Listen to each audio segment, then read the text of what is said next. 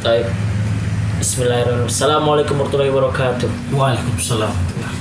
Ya, berjumpa lagi di channel saya Raffi Ramdhani, dan sekarang kita kehadiran seorang guest host.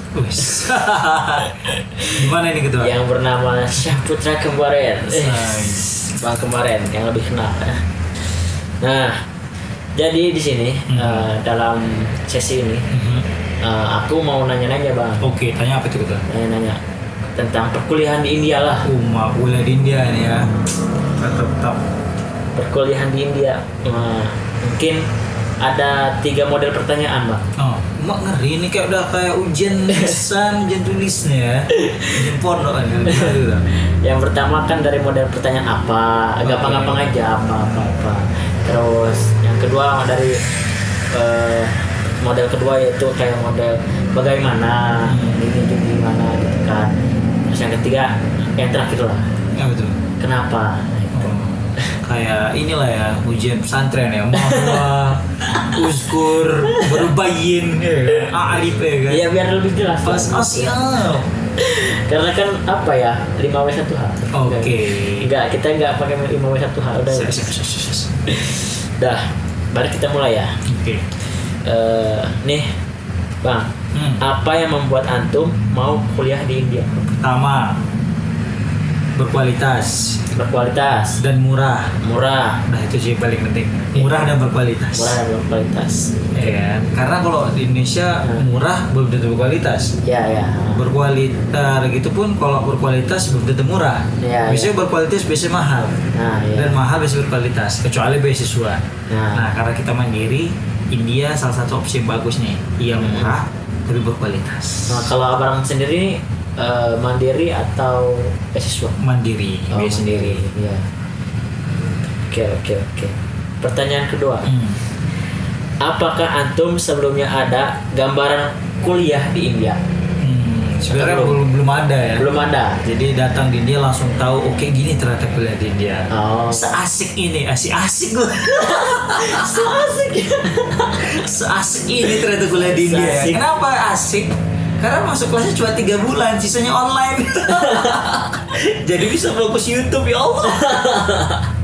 Emang. Jadi aku mungkin itulah ada hikmahnya ya. Kalau mungkin nggak ada corona, mungkin aku tetap fokus kepada pendidikan aku. Jadi nggak nge-YouTube malah jadi gitu kan. Pasti belajar karena memang kuliah di India itu berat ya. Butuh waktu banyak. Iya, kalau offline. Kalau online alhamdulillah lah. Kelas auto. Iya. Offline susah kali. Nah, terus pertanyaan ketiga dari model yang pertama. Apa yang membuat diri abang mau atau memotivasi abang untuk kuliah di India? Tadi nggak sama pertanyaan itu ya? Sama. Iyalah. Tapi kayak apa yang membuat memotivasi? Oh. Itulah. Yang buat motivasi kenapa kuliah? Pengen kuliah di India. Pertama karena memang pengennya kuliah keluar negeri. Luar negeri. Nah kebetulan keluar negeri yang mana dia bahasa pengantarnya bahasa Inggris. Oh, begitu. Kalau misalnya keluar negeri ke Mesir pun keluar negeri kan. Baru bahasa Arab, sama juga kayak Arab Saudi itu keluar negeri tapi ya Timur Tengah tapi bahasa Arab. Nah gimana caranya? Gak usah jauh kali, biaya hidup murah, tapi pendidikannya bagus dan dan memakai bahasa Inggris. Nah India kan merupakan salah satu jalan Inggris nih, kualitas juga bagus dan bahasa pengantar bahasa Inggris, jadi salah satu yang mungkin sebagai opsi lah kalau kita udah belajar luar negeri. Iya. Dan selanjutnya, apa saja yang diperlukan untuk kuliah di India? Wah, pertama yang jelas mental ya.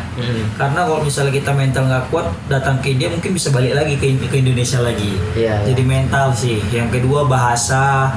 Bahasa karena kalau kita nggak bisa bahasa Inggris ya gimana mau komunikasi kan. Nah, yang selanjutnya itu ya kayak ini dah. Semacam dana. Nah, itu paling penting juga karena kalau kita kalau misalnya kita bisa ada mental, ada bahasa tapi nggak dana sama aja. Nah, jadi itu aja sih yang paling penting. Mental, bahasa dan dana, duit lah gitu. mental tuh kayak lebih dari ke psikologi. Jadi tiba-tiba nanti kalian datang sampai klakson nauzubillah kan. Tiba-tiba kenapa dia benernya klakson santai di depan ya kan, di belakang udah tet jarak pada 50 meter lagi ya kan. Baru ditabrak sama tuk-tuk langsung. Baru ada lagi sapi lewat tengah jalan. Nunggu sapi itu jalan. Tapi itulah bedanya culture setiap negara, jadi wajib kita hormati. Iya. Gak bisa kita salahkan ya, mungkin lah ya kan. Tadi kan pertama mental, terus kedua bahasa. Yang ketiga dana. Bahasa umumnya ya bahasa Inggris lah. At least when I speak you understand, when you speak I understand. We understand each other, okay, it's enough lah. Communicated. Iya. Ya. Terus yang ketiga apa? Dana. Itu penting juga kan. Ya. Nggak mungkin kita nggak makan dan nggak duit ya kan. Terus gimana tiba-tiba bisa ada di India itu kalau nggak ada dana gitu kan? Iya juga kan. Makanya dana tadi penting kan. Pesawat nggak ada dana. Ini bukan pakai dana aplikasi dana maksudnya. Maksudnya dana dalam artian itu materi. Ya, finance. Ya finance gitu. Ini maksudnya finance. terus. Apa perasaan atau first impression abang pertama datang ke India? Terkejut lah pasti ya. Dalam artian aku tuh masuk ketika musim panas. Jadi jatuh ke cuaca panas sekali. Jadi datang tuh aku pakai jaket pula kan. Di Indonesia kan dia jaket, di pesawat kan dingin. Yeah. Nah, keluar bandara dalam bandara masih dingin. Nah, keluar dari bandara panas banget wah summer kan, jadi terkejut lah panasnya. Iya. Udah gitulah tuh paling terkejutnya. Terus tadi kan dari apa panas ya. Terus karena kan di Indo kan apa ya musimnya stabil ya gitu kan. Musim dingin, musim hujan, musim apa kering ya, kemarau ya kan. Ya kemarau, hujan gitu aja. Kalau India kan kadang-kadang musim dingin kali, nggak ngotak dingin kan, bukan dingin segar. Iya. Kalau 3 lapis, 4 lapis selimut lagi, mandi malas. Wudhu itu yang challenging kali itu wudhu. Sehari 5 kali kan, 5 kali mesti kedinginan tuh. Iya. Nah terus nah kan abang kan mandiri. Abang ada tahu nggak kayak ada beasiswa apa aja sih yang ada di India itu? Setahu abang gitu. Beasiswa di India, pertama paling fenomenal tuh ICCR. Iya, yang paling famous ya. Itu paling famous tuh karena memang duitnya juga banyak dan mudah keterima. Iya. ICCR itu dari pemerintah India. Dari government India ya. Iya, dari government India. Bagian ICCR-nya ya untuk ya silaturahim antar negara ya kan, dengan cara membuat program ICCR ini memberikan beasiswa kepada ya negara-negara yang dikehendaki oleh India lah. Iya. Seperti itu. Kalau Pakistan? Kurang tahu ya. Aku kurang info juga nih. Iya juga ya. Iya kan, itu kira-kira semua pertanyaan Bang. Kira-kira Pakistan apa ICCR nggak tuh? Tanya adik besi orang dia. Perlu juga kita bahas tuh. Iya juga. Itu sebuah tanda-tanya besar. Tapi ya karena kita juga tahu ya Pakistan dan India itu kan kayak ya rival ya. Iya. Jadi kurang tahu juga sih gimana. Iya. Nah, universitas apa sih yang abang tempati, yang abang tempati dan abang kuliah itu? Namanya Aligarh Muslim University ya. Aligarh Muslim University. Salah satu universitas beken yang ada di India. Beken karena dia masuk 10 besar mulu. Iya, 10 besar. 10 besar terus, tambah lagi juga Islam. Islamik dia dan tua. Dan tapi kualitas. Terus apa saja sih kegiatan antum selama merantau kuliah di India? Kegiatan apa sehari-hari loh? Pasti belajar ya. Setelah belajar nongkrong. Setelah nongkrong nge-YouTube gitu ya. Jadi nongkrong dulu, baru buat video, edit, upload, udah bangun, tidur, bangun, gitu lagi. Belajar dulu, belajar, kuliah, makan, nongkrong, buat video, ngedit, upload, dah gitu terus lah. Kan dan olahraga setiap sore. Itu penting. Ya, meskipun perut sudah mulai makin buncit ya. Tapi olahraga wajib tetap. Itu penting ya olahraga. Main badminton di green. Badminton di green. Ya, bisa. Sumpah rindu kali lagu green, Bang. Iya, Green Public School. Iya. Terus. Nah, kita masuk ke pertanyaan sesi yang kedua. Model kedua. Nah, bagaimana sih caranya agar bisa kuliah di India? Mudah. Ikuti aja apa kata panitia udah. Jadi panitia itu nanti itu kan kuliah di Aligarh. Panitia. Kalau kuliah di India ini, Bang. Apa yang harus dipersiapkan? Ya berkas lah. Berkas. Nah, itulah berkas-berkas kayak ijazah, ya kan, S1, kalau mau S2. Kalau S1 ya ijazah SMA, baru juga transkrip nilai. Begitu juga jangan lupa semua itu diterjemahkan ke dalam terjemahan tersumpah. Ya, seperti itu. Terjemahan bahasa Inggris ya, bukan bahasa Arab. Apalagi bahasa Melayu. Apalagi bahasa Melayu ya. Betul. Nah, bagaimana pendapat antum tentang pendidikan dan sistem pengajaran di India ini? Wah, itu bagus ya. Aku yang sudah mengalami sentuhan daripada guru-guru India ya kan. Mereka itu mengajar itu betul-betul seakan-akan memberikan ilmu seluruh yang dalam otaknya kepada kita. Tapi kita pula nggak sanggup menerima semuanya kan gitu kan. Jadi mereka ngasih 170 kita dapat. Besok lagi ngasih 160 kita dapat. Gitu-gitulah pokoknya. Pendidikan yang mereka berikan itu luar biasa, cara mereka mengajar, metode mereka belajar, wah itu luar biasa. Dan mereka kok misalnya antusias, itu sih semangat mereka tuh wah luar biasa. Mereka tuh gak akan mau move on kalau misalnya betul-betul kita udah paham betul gitu. Iya. Dan kalau kita nggak paham, mereka nggak segan juga ngundang kita itu ke chamber mereka gitu kan, ke kantor mereka, tanya aja apapun gitu. Bahkan nggak segan mereka yang nelpon kita kalau misalnya kita nampaknya nggak paham seperti itu. Biasa. Dan belum unik ya, kayak satu kelebihan di India tuh kayak kita datengin dosen tuh mudah, open terus. Iya. Tuh nggak sulit lah pokoknya. Nggak sulit dah. Enak deh. Nggak mau membandingkan. Terus yang apalagi ya, kayak keunggulan itu kayak terus dari segi bahasa kan bahasa Inggris. Iya, bahasa Inggris. Terus itu orang India pun udah dari sejak TK ya, Bang ya? Iya, dari kecil mereka dari buayan tuh baru lahir tuh kayaknya my baby katanya gitu ya. Belajar bahasa Inggris. My son, beta katanya. Pakai English. Mulai dari kecil aja their English is very very very keren lah ya kan. Kalah kita karena kita insecure gitu kalau misalnya jujurly ya asik. I tell you frankly. Itu orang India itu jarang ngomong honestly. Mereka sering pakai itu frankly. Frankly. Aku bingung apa sih frankly? Gitu. Mereka itu bahasa itu vocab nomor 1. Jadi kadang mereka ketika kita ngomong honestly mereka cari vocab yang lain, jangan sampai honestly bareng sama kita. Gengsi mereka gitu. Wah. Dan bahkan setahu anak kan ada juga tuh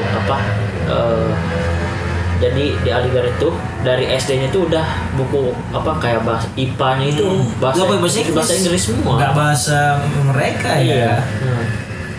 Benar. Karena mungkin daerah jajahan Inggris juga. Benar. Itu sih pengaruh buat banget.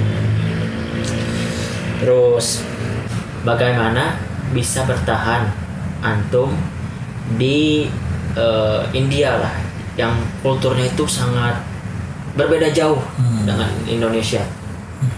Intinya sih karena ada niat ya, niat yang kuat, tekad ya, juga dengan dorongan daripada keluarga support dan ada juga teman-teman, makanya kita betah juga di India walaupun sebenarnya dibetah-betahi gitu ya kan. Karena kalau lebih betah ya kita lebih betah di Indonesia pastinya. Tapi karena memang kita udah niat dan kuat, nawaitu niatan hasanatan gitu ya kan, niat yang baik yang kuliah ke India, maka segala macam cobaan pasti akan dilewati. Wih gile macam menghadiri motivasi gitu ya. Tas jigonam bah. Tas jigonam di bagian belum tahu si Ganam itu adalah apa ya? Orang pondok pesantren lah. Nah itulah. Terus pertanyaan selanjutnya, menurut antum bagaimana budaya atau kultur dan adat yang sepengetahuan antum di India tuh bagaimana budayanya itu seperti apa? Wah, mereka itu kayak ini ya, cepat.